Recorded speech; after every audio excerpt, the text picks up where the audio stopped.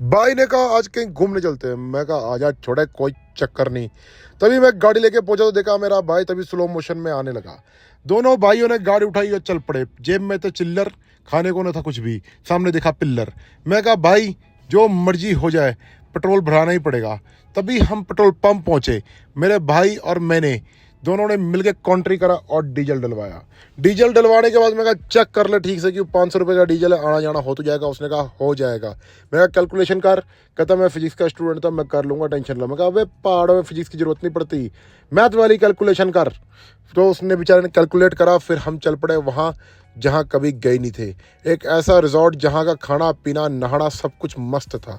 गाड़ी उठा के दोनों भाई चल पड़े। पहाड़ में इतना ज़्यादा मोड़, इतना ज़्यादा घुमा था। मेरा भाई बोल रहा मुझे उल्टी आ रही है। मैं खिड़की खोल और उल्टी करना शुरू कर दे, क्योंकि मैं ब्रेक नहीं मारूंगा।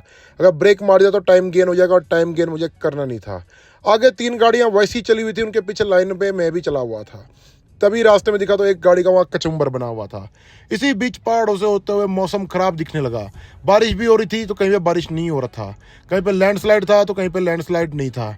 इसी बीच हम दोनों भाई एक टूटे फूटे ऑफ रोडिंग वाले रास्ते से निकल पड़े रिजॉर्ट की तरफ।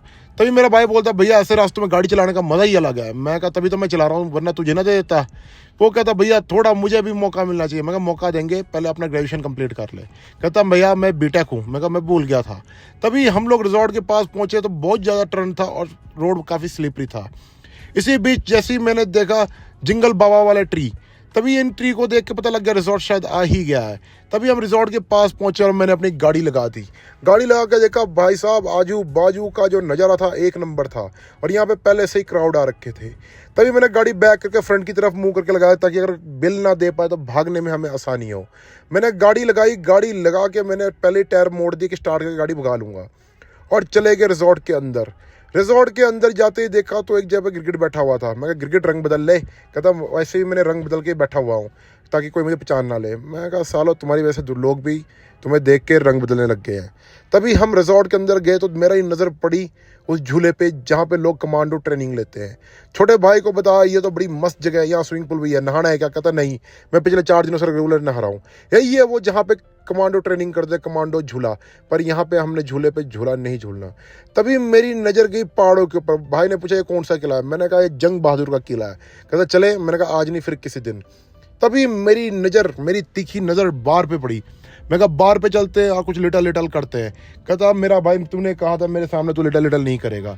मैं कहा चल कोई ना, ऊपर जाके कुछ खा लेते हैं। ऊपर आके खड़े हुए तो यहाँ से नज़ारा ही कुछ और था, देखने में मज़ा ही अलग आ रहा था। इसी बीच हमारी थाली लग चुकी थी, 2 कटोरियाँ उन्होंने दे दी थी। मैंने कहा भीख मांगना है? बोलता नहीं भाई इसमें हमने खाना खाना है। दोनों कटोरी लगाई और हम दोनों भाई खाना खाने लग गए। खाना खा के फ्री हुए, आराम करा तो हम चुपचाप बाहर निकल गए, क्योंकि घर जाना बहुत ज़रूरी था। घूमने का मज़ा ही अलग आ रहा था। घूम फिर के उसने मुझे बोला भैया थोड़ी देर और रुकते ना। मैं कहा रुक के क्या, तूने किताब लिखनी है यहाँ पे?